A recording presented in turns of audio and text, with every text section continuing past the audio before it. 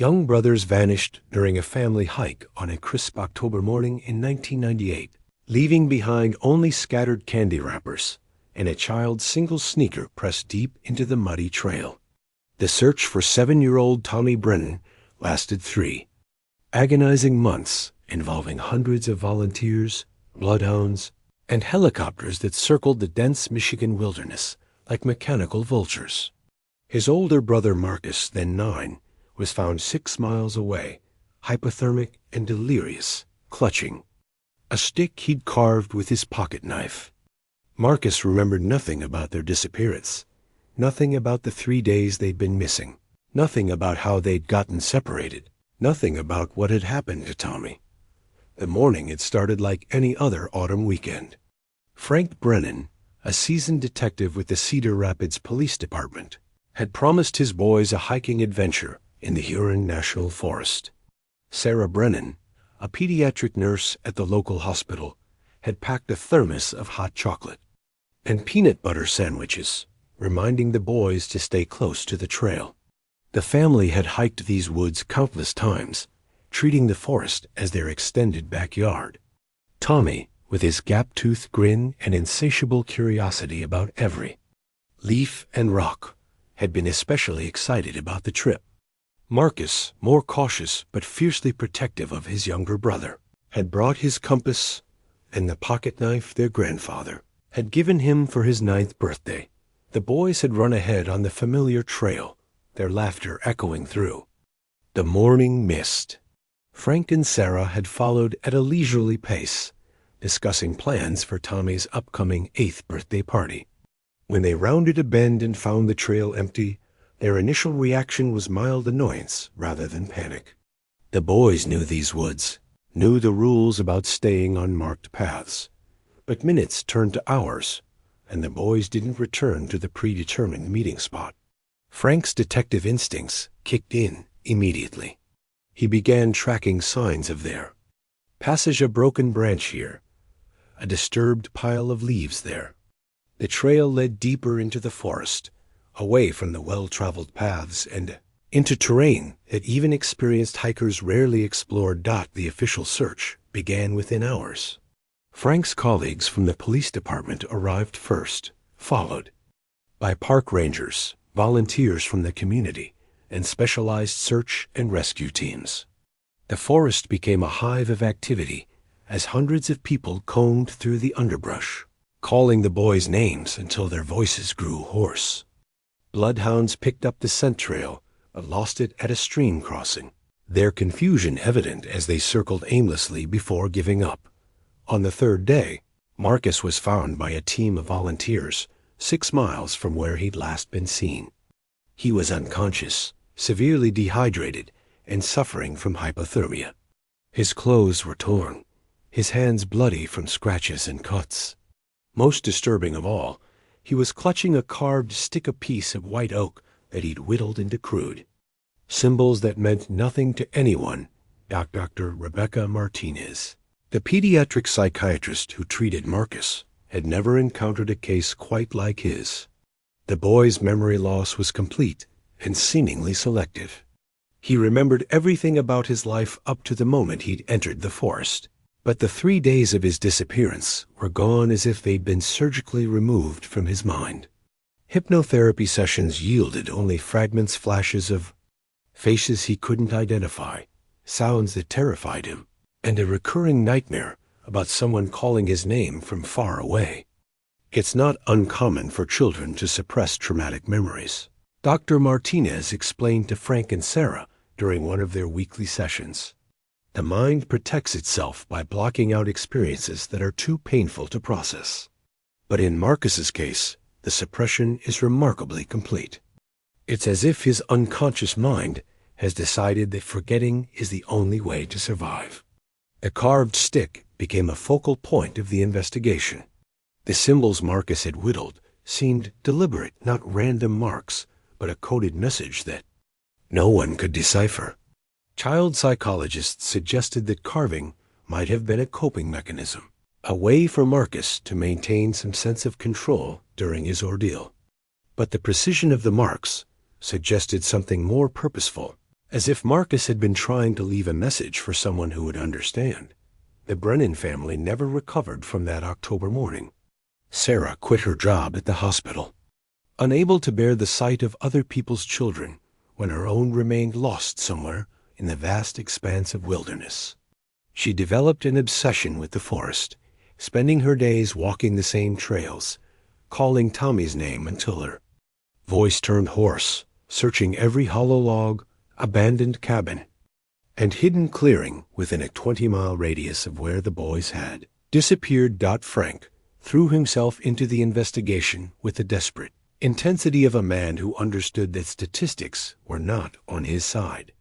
After 48 hours, the chances of finding a missing child alive dropped to nearly zero.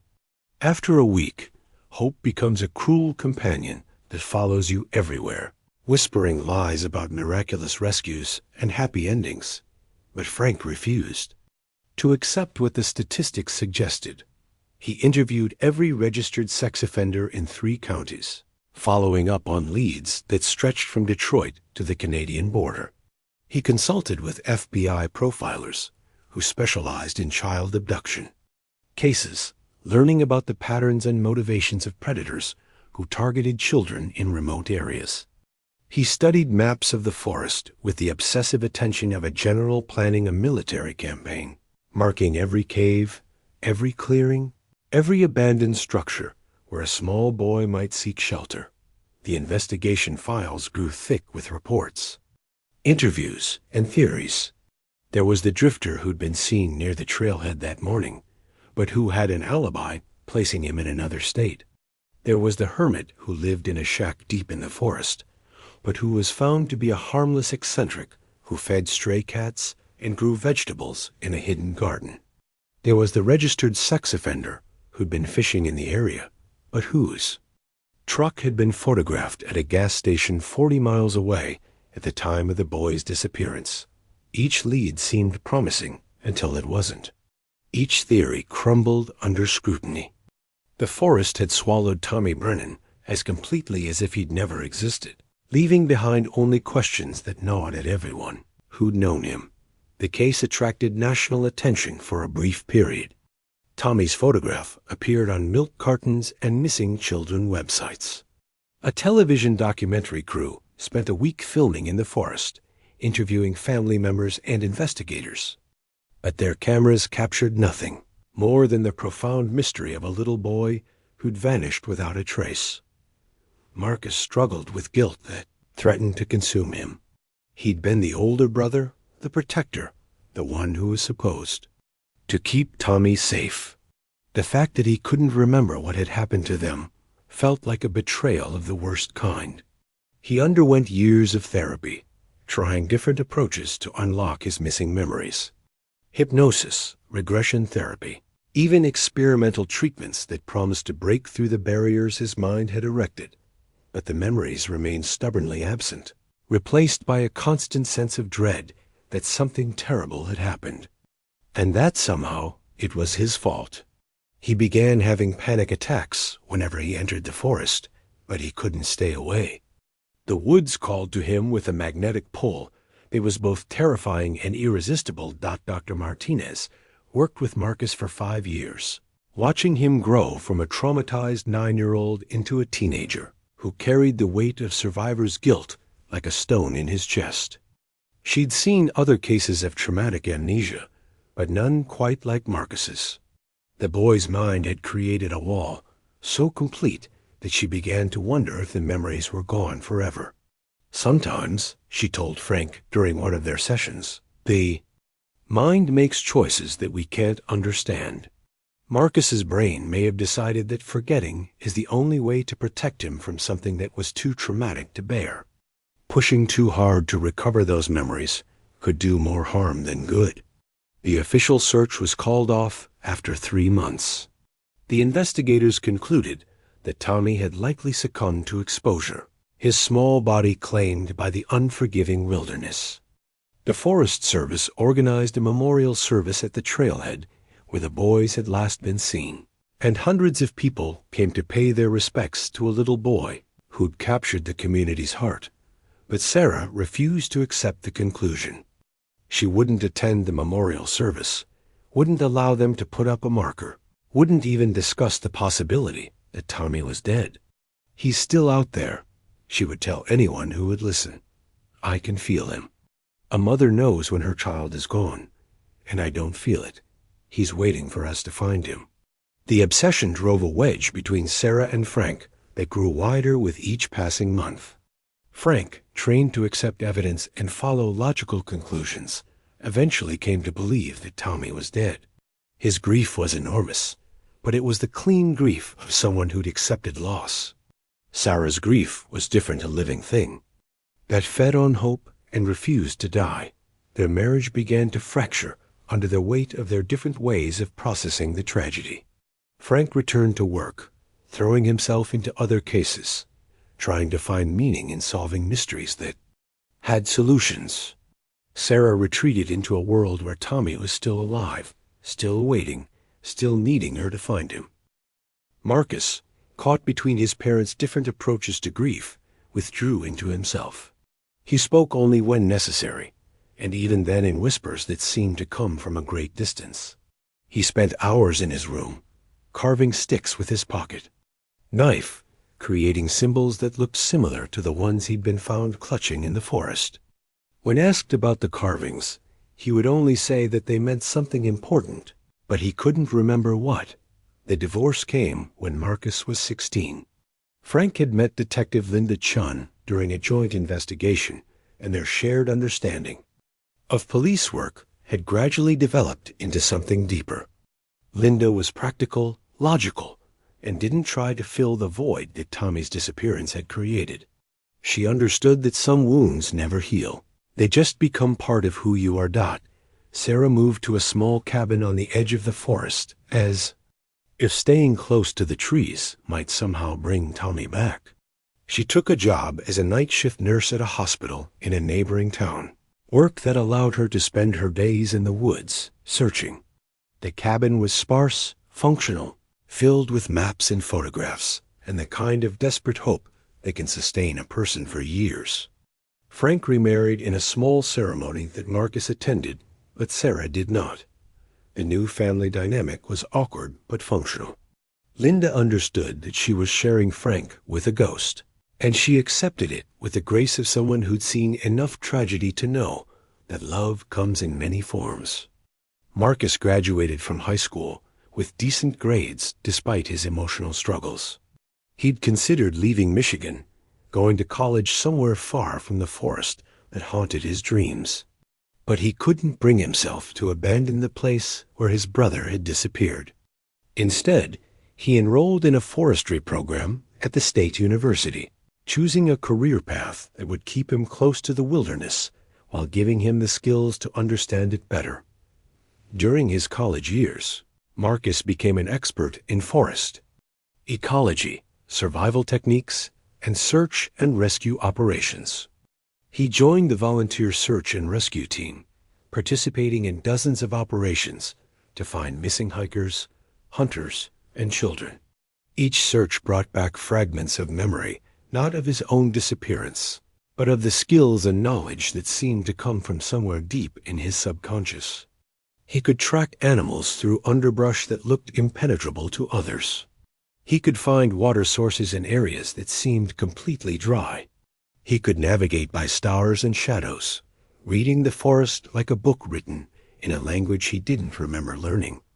Other members of the search team began to rely on his instincts, which seemed to operate on a level beyond normal human perception. "It's like he's part of the forest," Linda Chun observed to Frank one evening as they watched Marcus prepare for another search operation. "He moves through those woods like he was born there."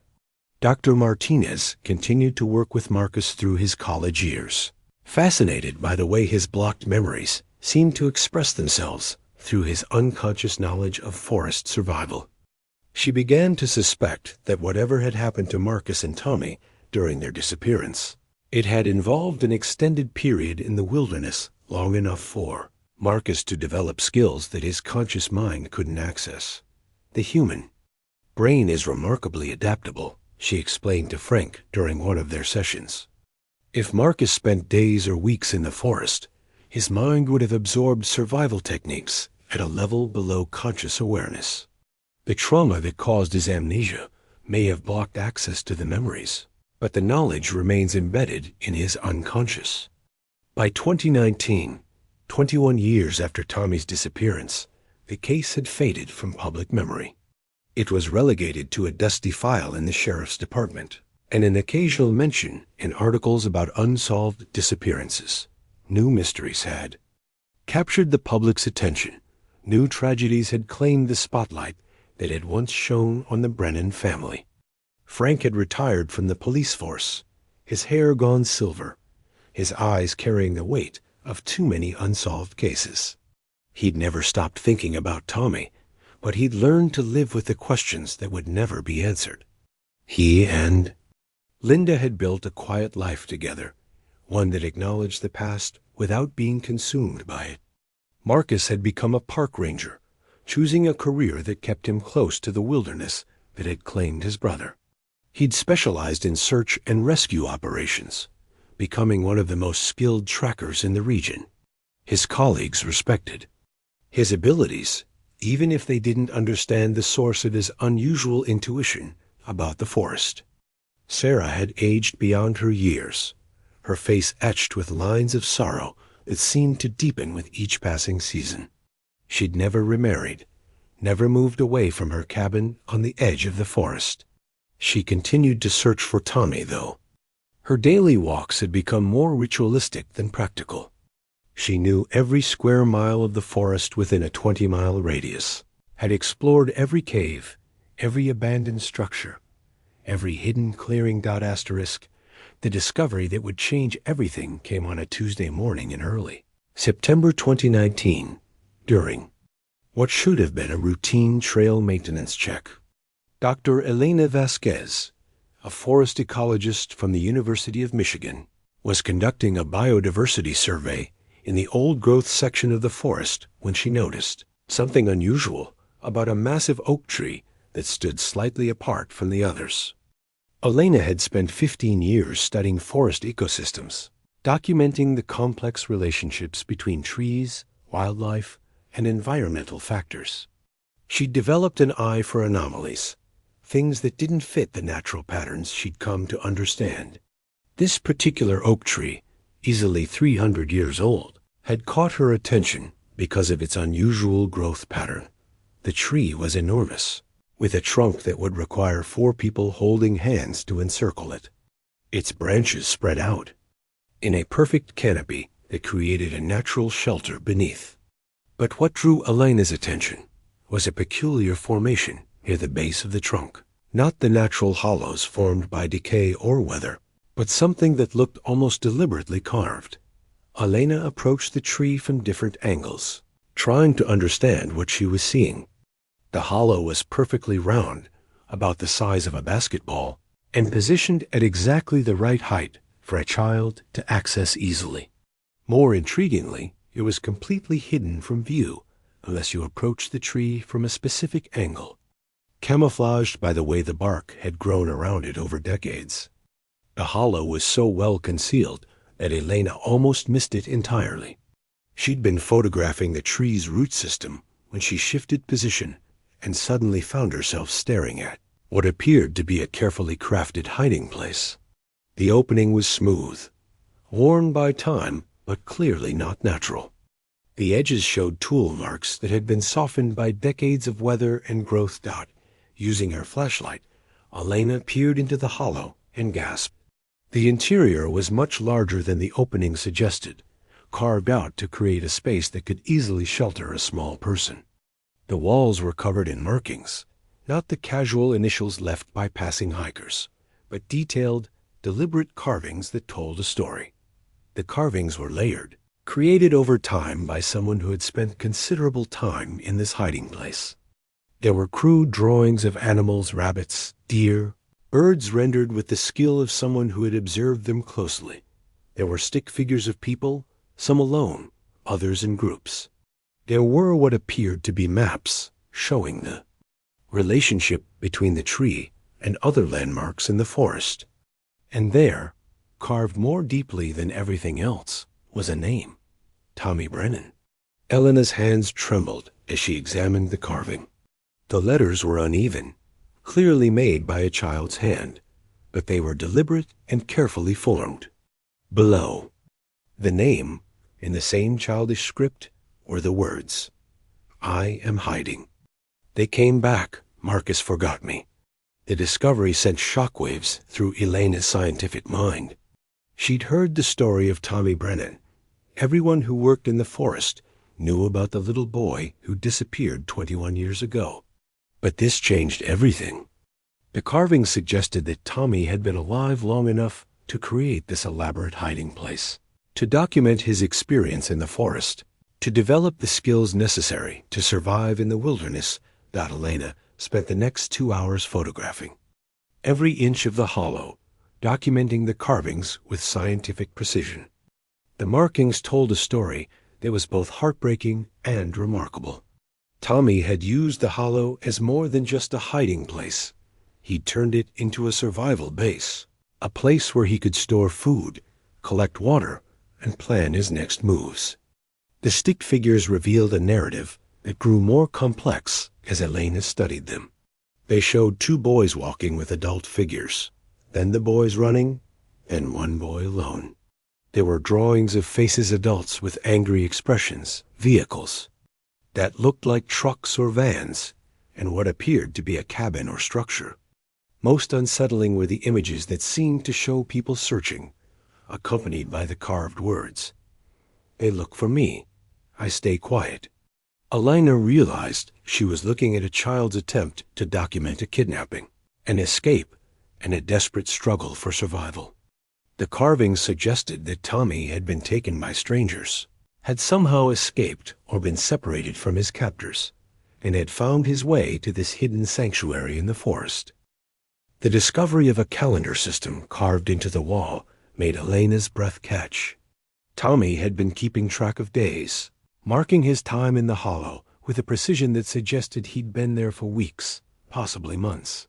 The calendar showed over 100 days, each one marked with a small notch that had been carved with painstaking care. Elena's training as a scientist warred with her emotional response to what she was seeing.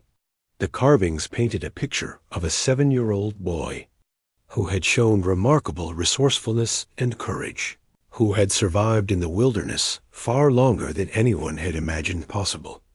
But they also suggested a tragedy of enormous proportions, a child who had been waiting for rescue that never came. The discovery that would haunt Elena for the rest of her life was hidden deeper in the hollow, in a section that required her to practically crawl inside the tree to see. There, in letters that grew increasingly shaky and uneven, was Tommy's final message. DAY 127, sick, can't walk. Sorry, Mama. Love you. Tell Marcus not his fault.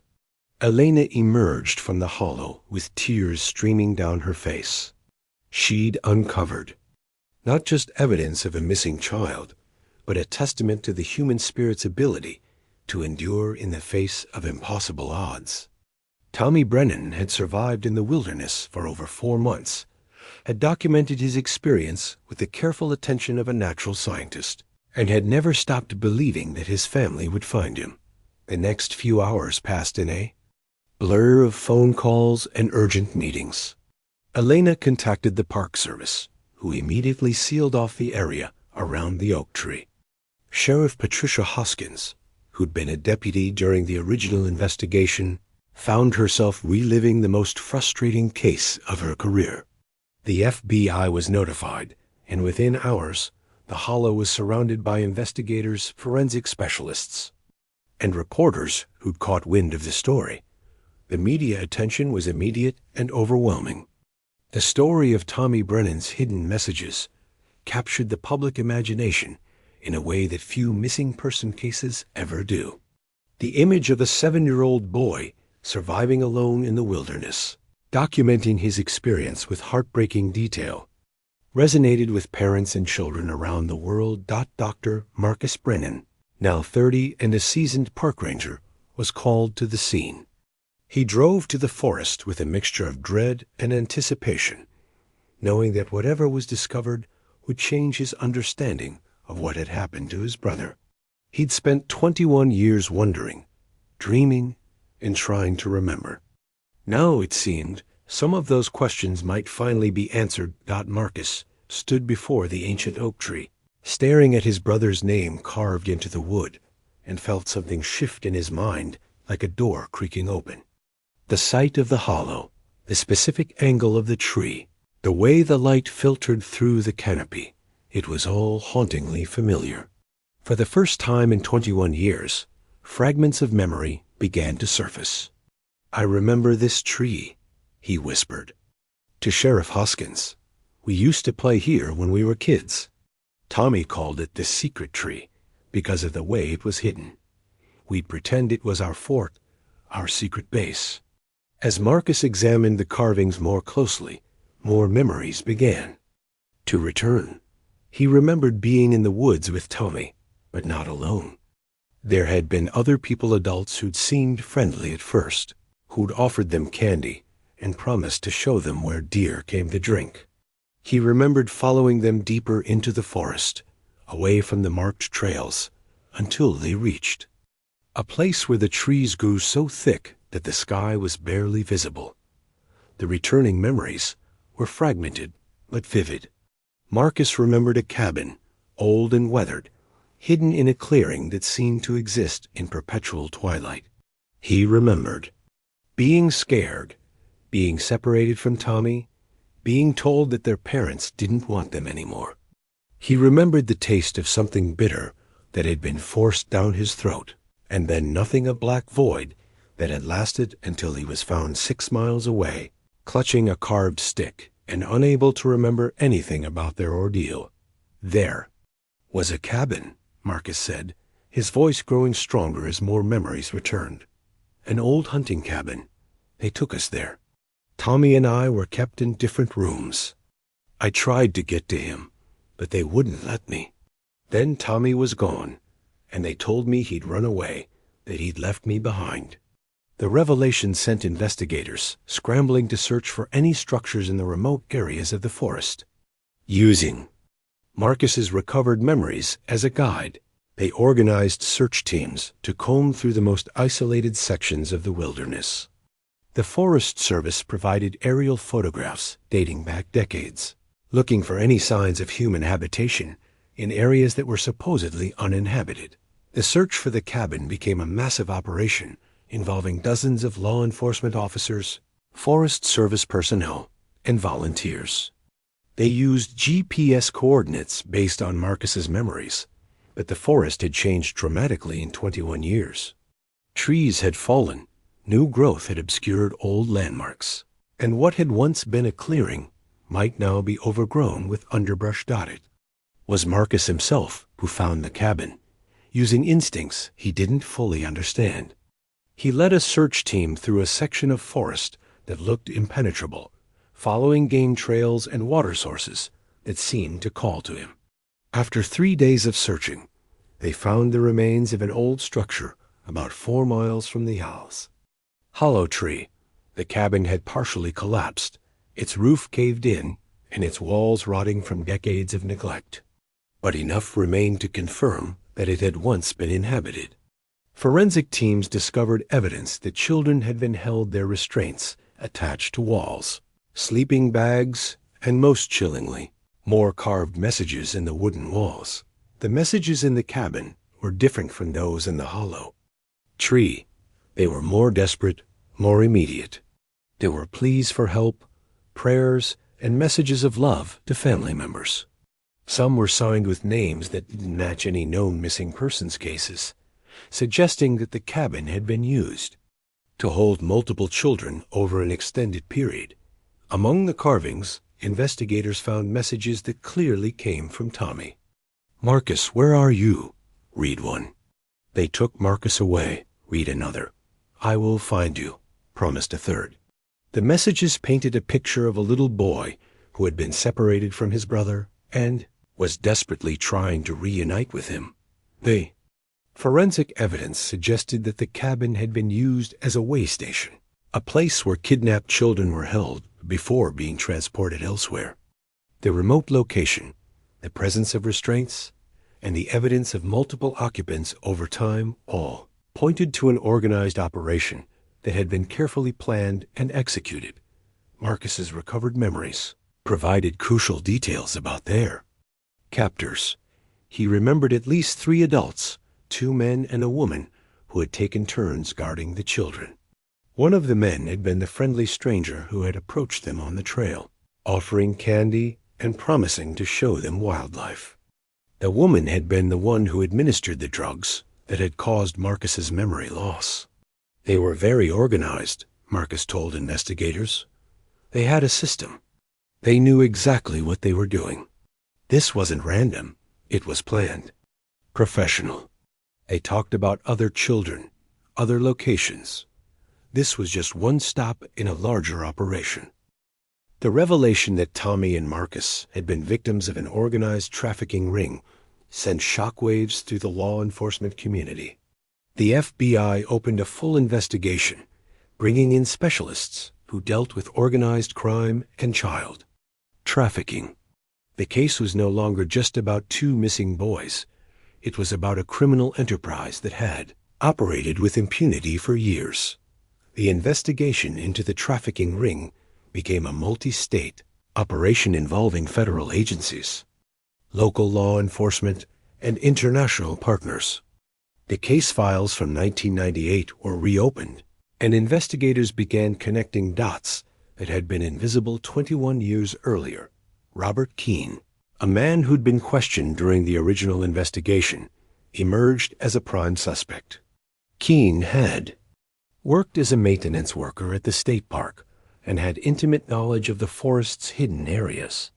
He'd been alibied by his wife during the original investigation, but she died in 2005.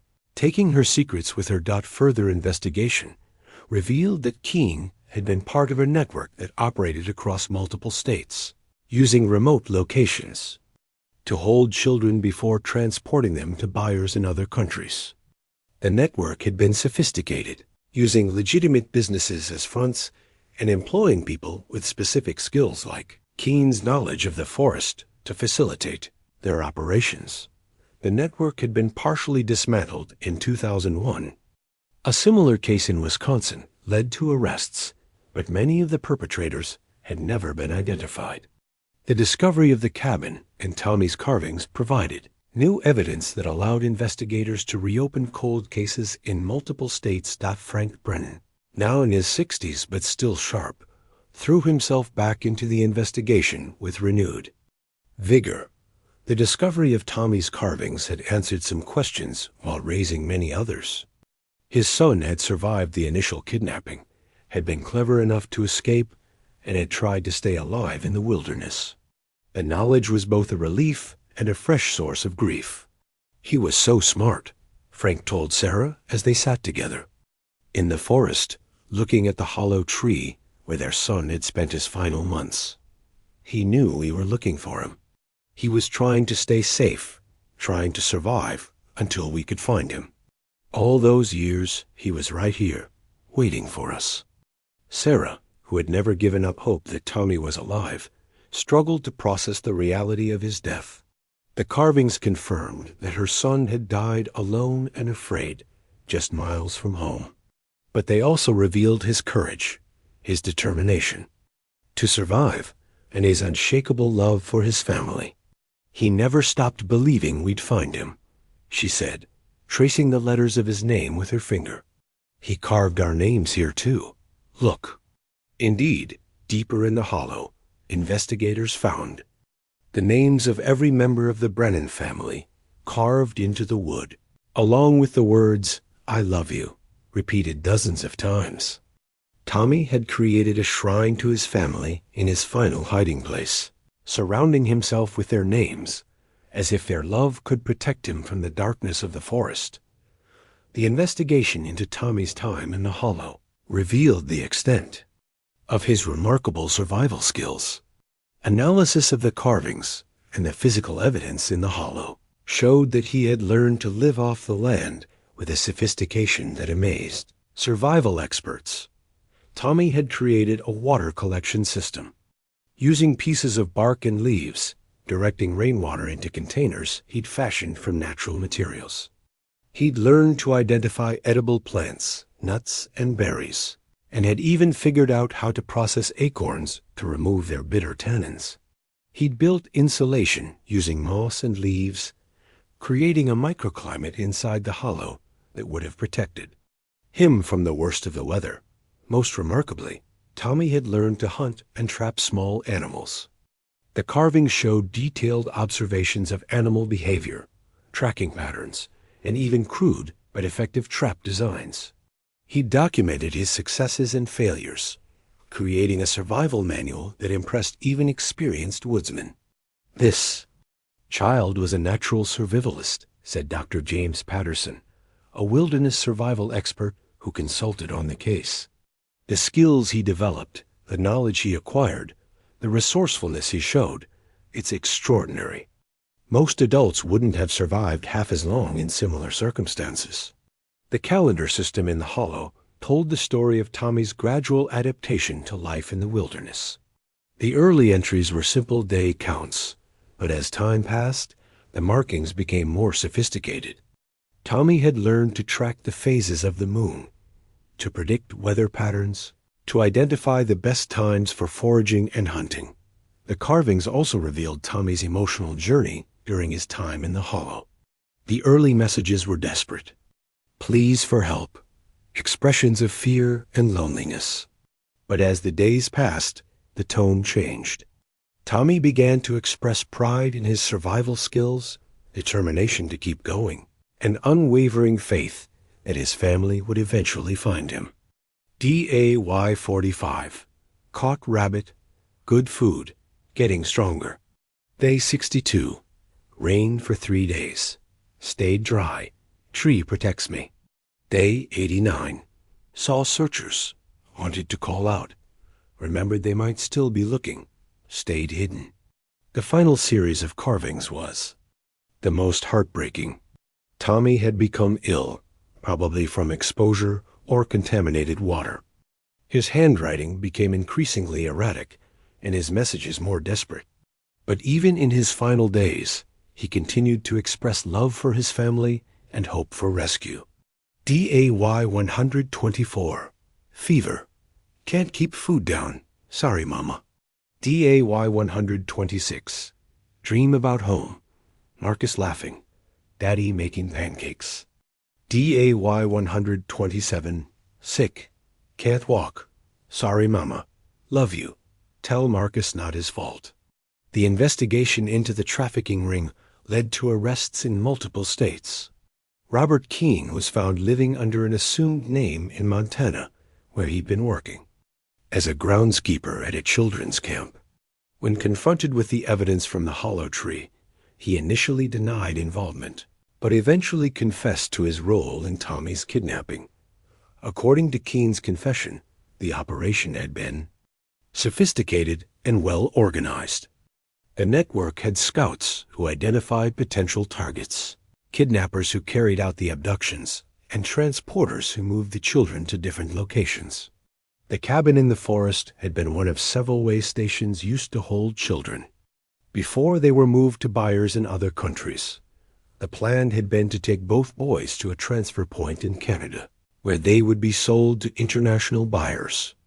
But Marcus had proven difficult to control, fighting and screaming, while Tommy had been quiet and compliant.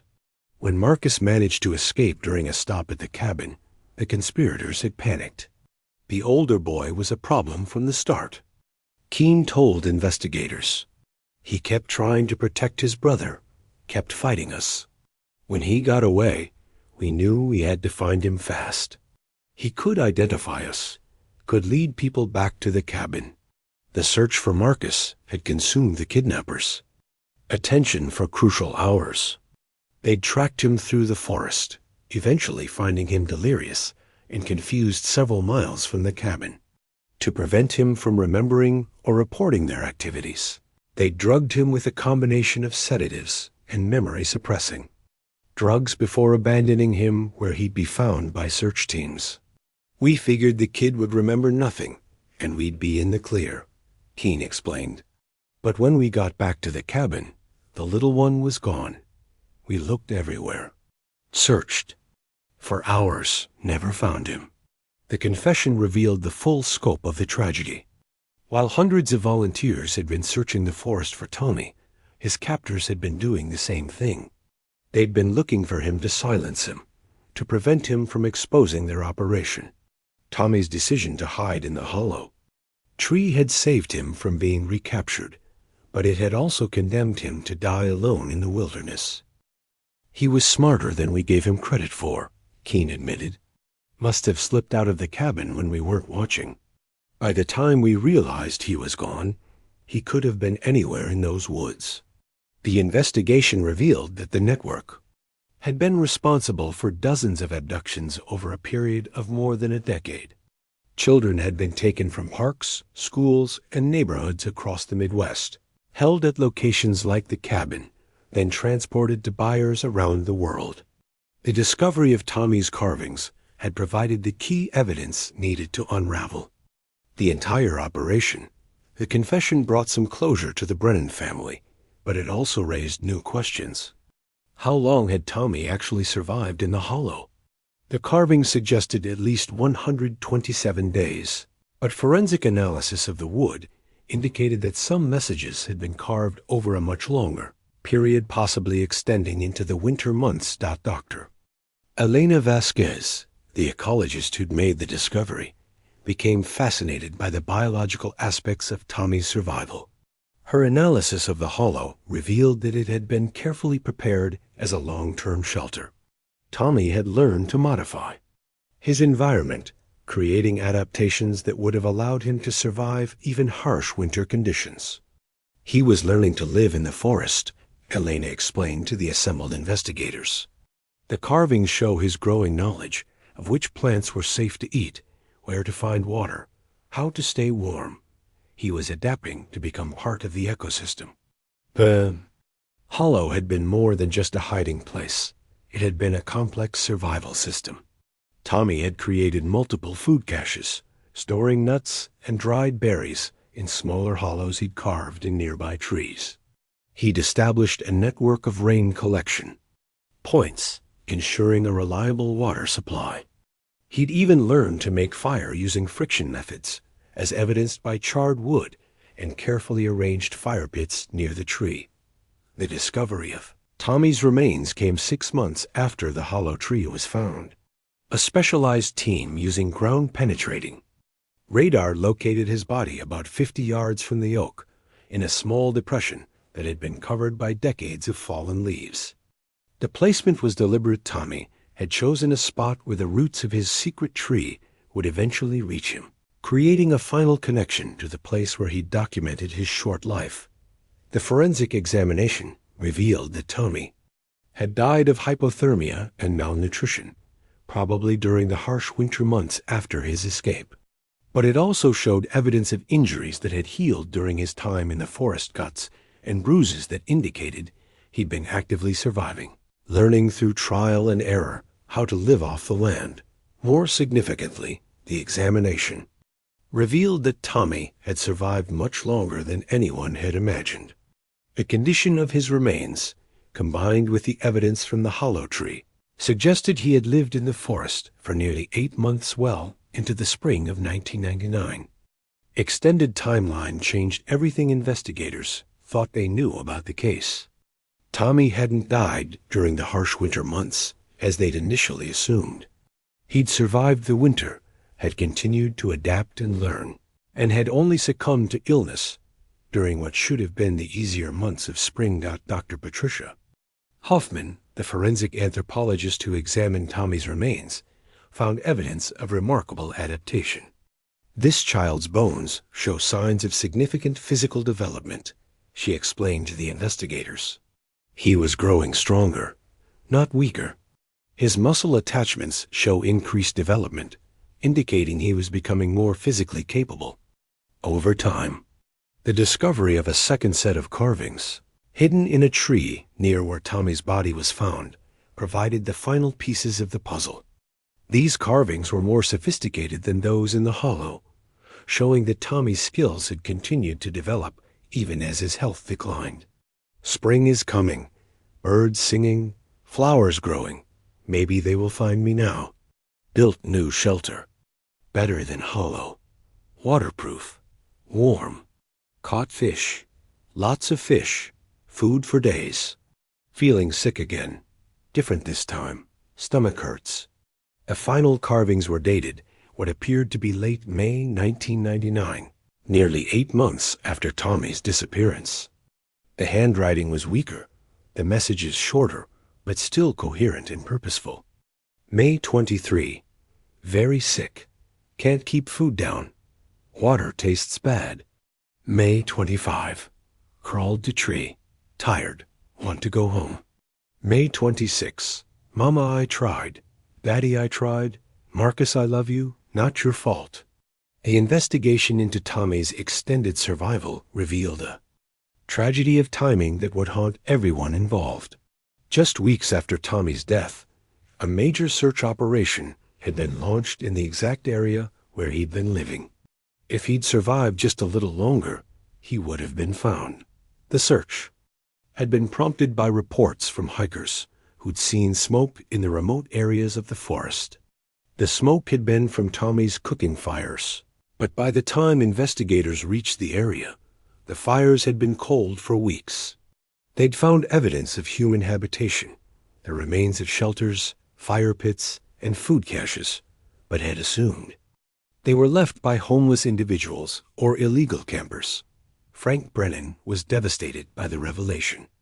"We were so close," he told Sarah, as they stood in the forest where their son had died. "We missed him by weeks. If we'd just looked a little harder, searched a little longer." The guilt was overwhelming for everyone who'd been involved in the original search. The searchers, the investigators, the volunteers, all of them had to live with the knowledge that Tommy had been alive and waiting for rescue for months after they'd given up looking for him. But the discovery also revealed the extraordinary courage and determination of a 7-year-old boy who had refused to give up hope. Tommy's survival skills had been remarkable, but his emotional resilience had been even more impressive. Throughout his ordeal, he'd never stopped believing that his family would find him, never stopped fighting to stay alive, never stopped loving the people who were searching for him.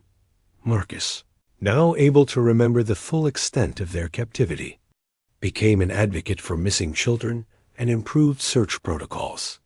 The trauma of remembering what had happened to them, the fear, the abuse, the desperate escape was overwhelming, but it also gave him a sense of purpose that had been missing from his life. "Tommy never gave up," Marcus said during a press conference announcing the formation of the Tommy Brennan Foundation.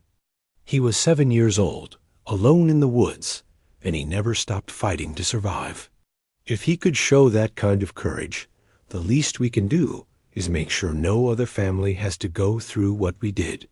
The foundation focused on improving search and rescue operations, particularly in cases involving missing children.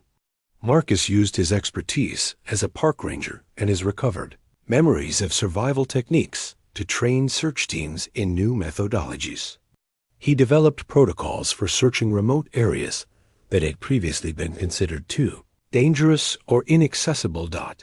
The foundation also worked to improve communication between different agencies involved in missing person cases.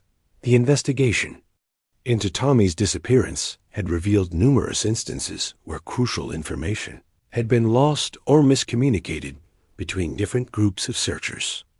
"We need to think like the missing person," Marcus explained to a training session for search and rescue volunteers. Tommy didn't just wander randomly through the forest. He had a plan, a strategy for survival. He was making rational decisions about where to go, what to do, how to stay alive.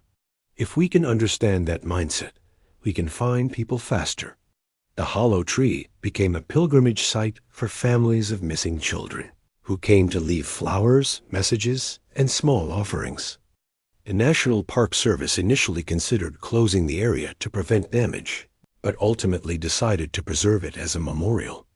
A small plaque was installed nearby, reading, "In memory of Tommy Brennan and all the children who are still missing. May they find their way home." The tree itself became a symbol of hope and perseverance.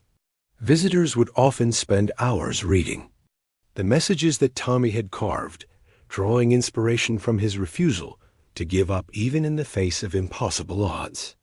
The hollow became a place where people could confront their own fears and find strength in the example of a little boy who had shown extraordinary courage.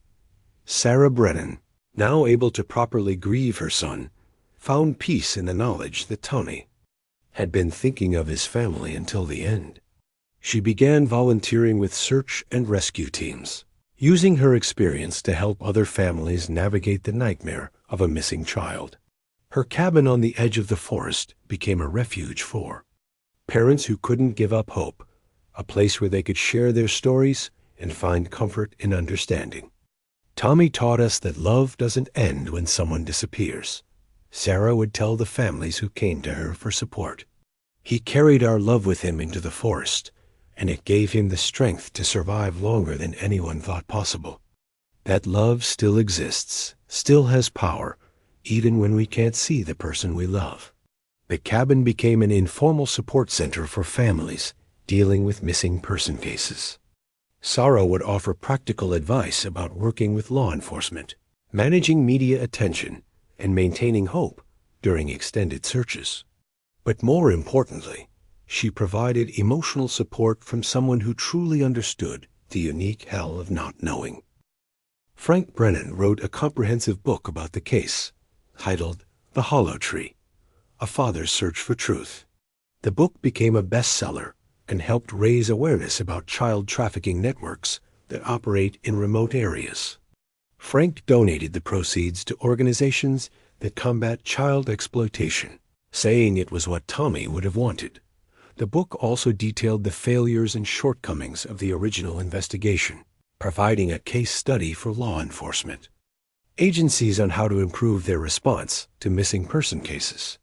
Frank's analysis was unflinching in its criticism of the mistakes that had been made, but also understanding of the constraints and challenges faced by investigators.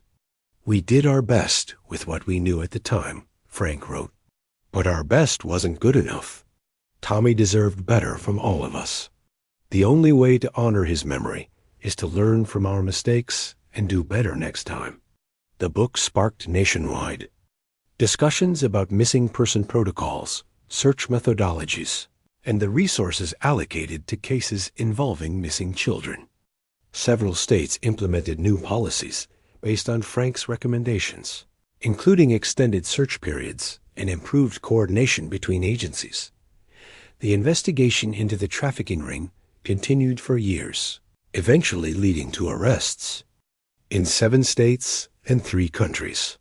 The network had been even more extensive than initially realized, with connections to organized crime groups in Eastern Europe and Southeast Asia. The discovery of Tommy's carvings had provided the key evidence needed to unravel the entire operation. Robert Keene was sentenced to life in prison without the possibility of parole.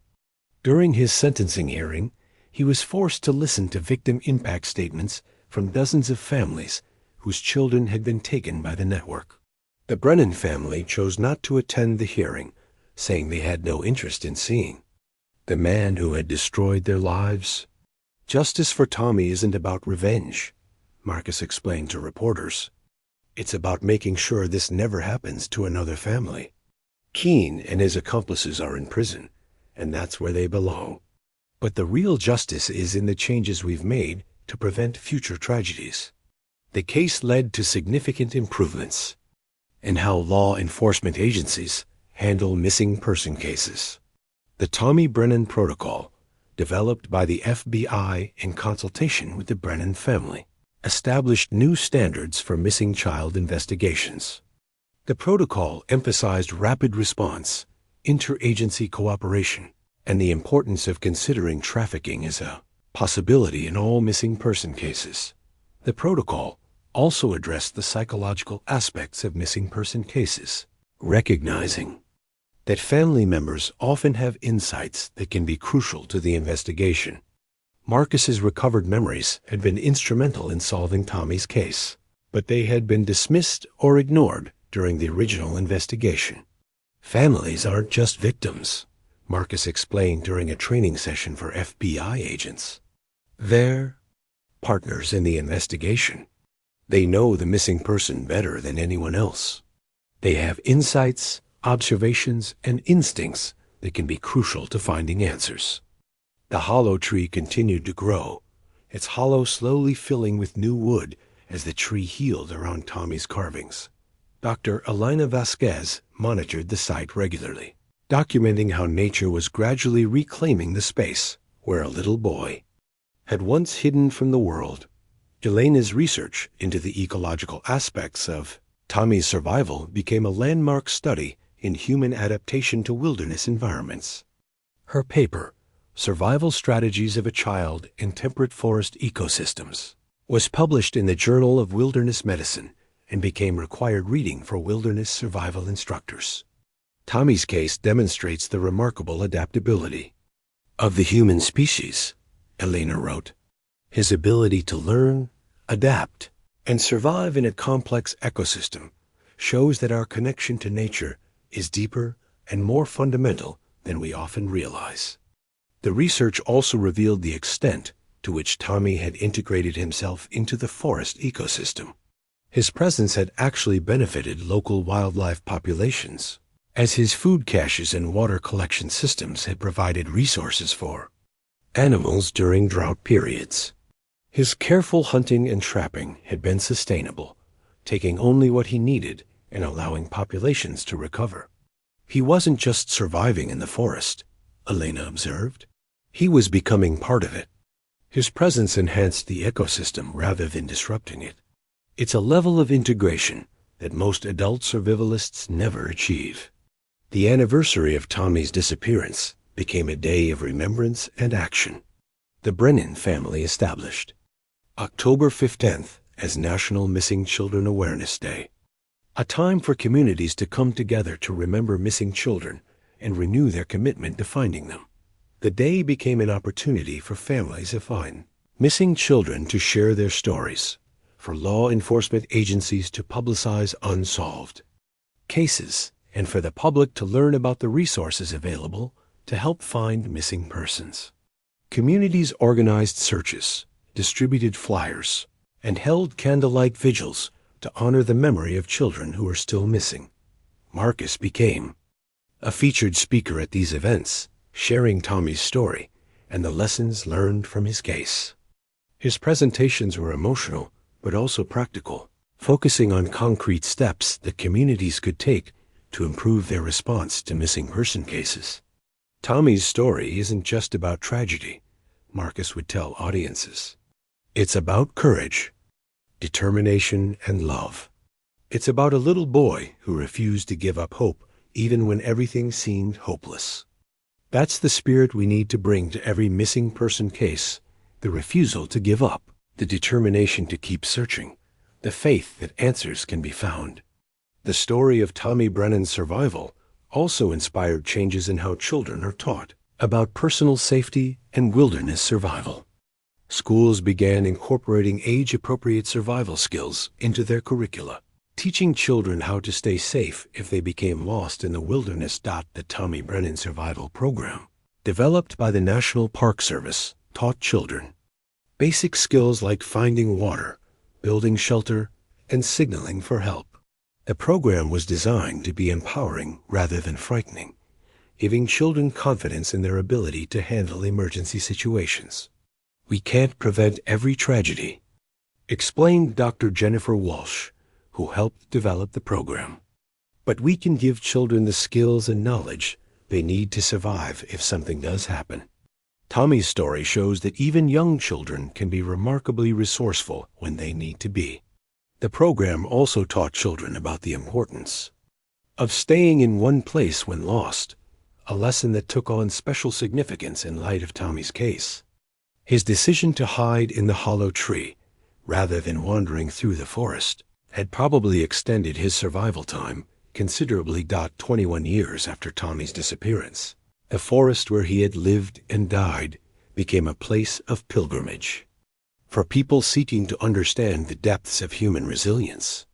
The hollow tree stood as a monument to the power of love, the strength of the human spirit, and the tragic consequences of evil actions. Visitors to the tree often reported feeling a sense of peace and inspiration, as if Tommy's courage had somehow become part of the forest itself. The tree became a place where people came to confront their own fears, to find strength in the face of adversity, and to remember that even in the darkest circumstances, hope can survive. The scientific study of Tommy's survival continued for years after his death, providing insights into human adaptation, childhood resilience, and the psychological factors that enable survival in extreme circumstances. His case became a touchstone for researchers studying trauma, memory, and the capacity of children to cope with unimaginable stress. Dr. Rebecca Martinez, the psychiatrist who had treated Marcus, published a comprehensive study of the psychological aspects of the case. Her research explored how Marcus's mind had protected him from traumatic memories, how Tommy had maintained hope during his ordeal, and how both boys had shown remarkable resilience in the face of unthinkable circumstances. The Brennan case challenges many of our assumptions about childhood trauma and survival, Dr. Martinez wrote. Both boys showed extraordinary courage and adaptability. Marcus's mind protected him by suppressing traumatic memories, while Tommy's spirit sustained him through months of isolation and hardship.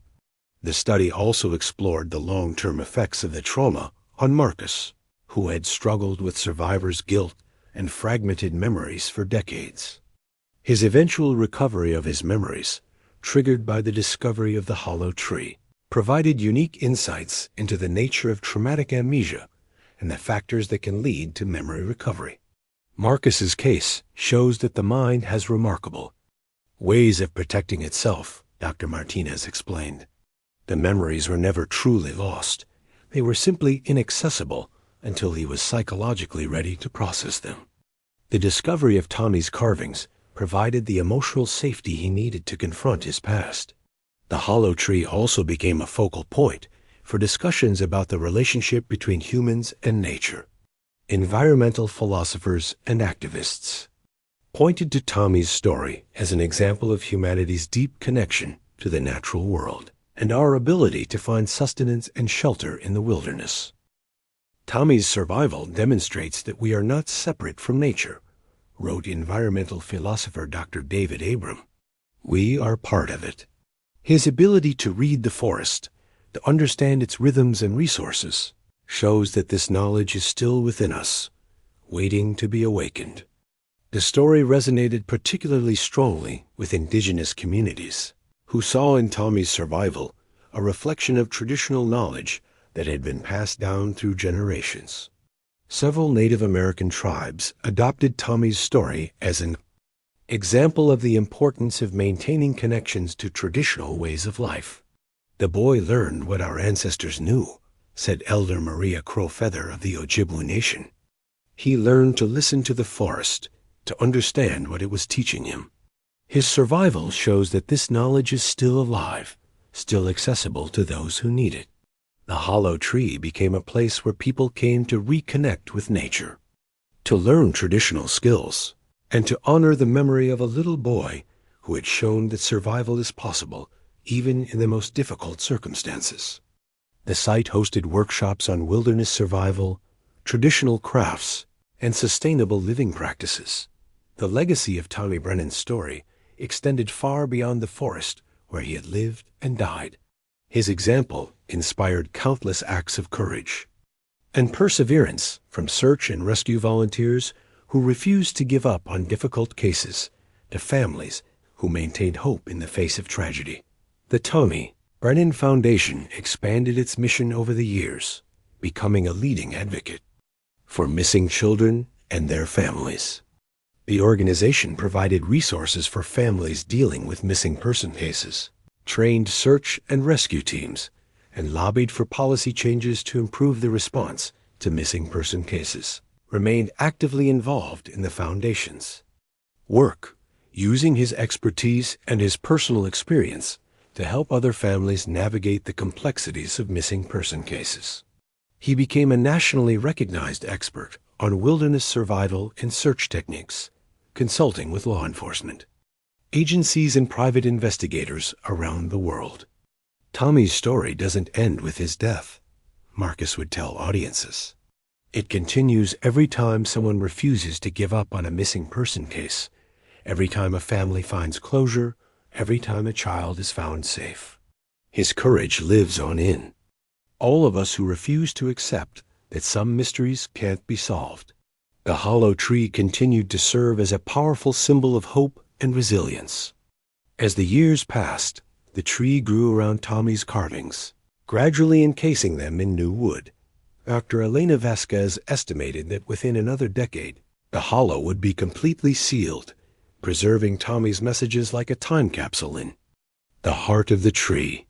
The tree is healing, Elena observed during one of her regular visits to the site. But it's not erasing Tommy's story. It's preserving it, making it part of itself. In a way, Tommy has become part of the forest he learned to call home. The sealing of the hollow became a metaphor for the healing process that the Brennan family and their community had undergone. The tragedy would never be forgotten, but it had been integrated into their lives in a way that honored Tommy's memory while allowing them to move forward. Sarah Brennan, now in her 70s, continued to live in her cabin on the edge of the forest. She had become a grandmother to Marcus's children, passing on stories of their Uncle Tommy and the lessons his courage had taught them all. Her cabin remained a refuge for families dealing with missing person cases, a place where hope was nurtured and courage was shared. Tommy taught us that love is stronger than fear, Sarah would tell the families who came to her for support. He carried our love with him into the forest, and it gave him the strength to survive longer than anyone thought possible. That same love will give you the strength to keep searching, to keep believing, to keep hope alive. Frank Brennan, now retired and remarried, spent his final years working with the Foundation and writing about his experiences. His second book, Never Give Up, Lessons from a Lifetime of Searching, became a manual for families dealing with missing person cases and law enforcement officers handling complex investigations. Tommy's case taught me that answers exist even when they seem impossible to find, Frank wrote. It took 21 years, but we found the truth.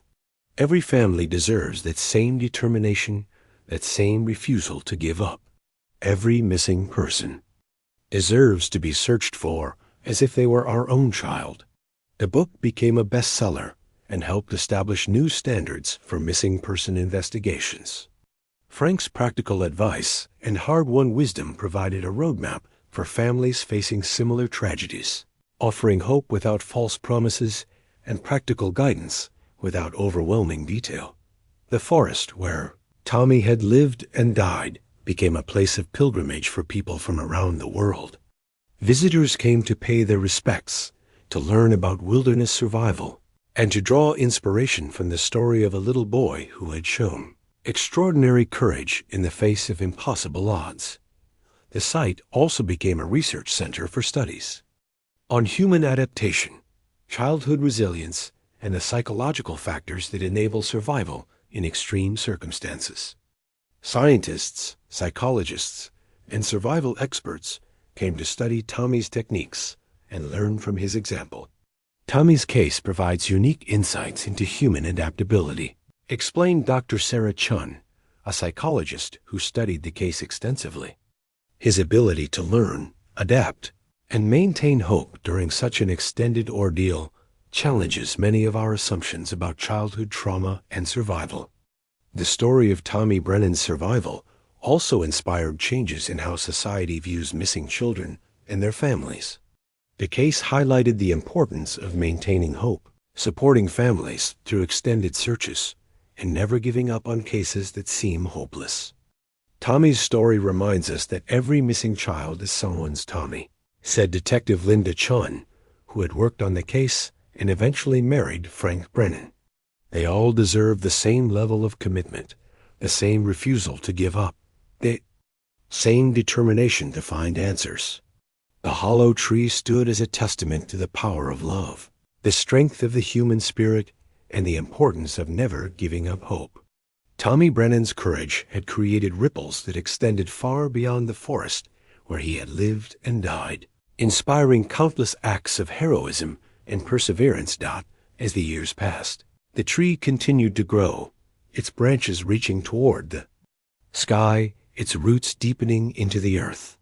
The hollow that had once sheltered a frightened little boy slowly filled with new wood, preserving his messages for future generations to discover. The story of Tommy Brennan had become part of the fabric of the forest, woven into the very trees that had witnessed his struggle and his courage.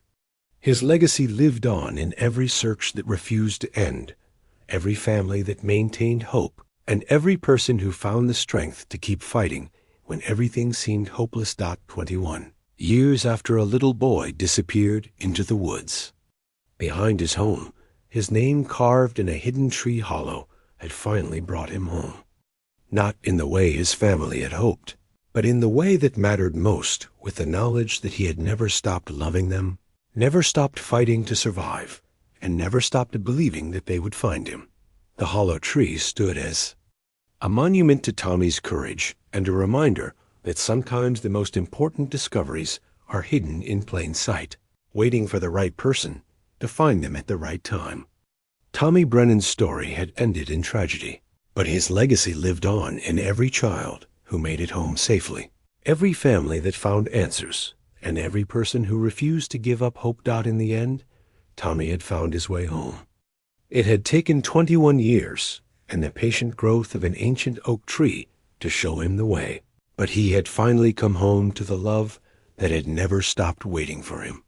His courage had become part of the forest, his love had become part of the tree, and his spirit had become part of the eternal cycle of hope and renewal that sustains all life.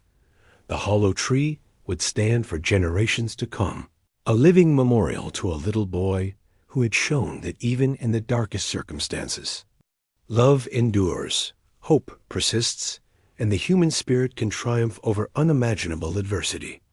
Tommy Brennan's story had become a legend, but more importantly, it had become a source of strength for all who heard it, a reminder that courage can be found in the most unlikely places, and that love truly is stronger than fear.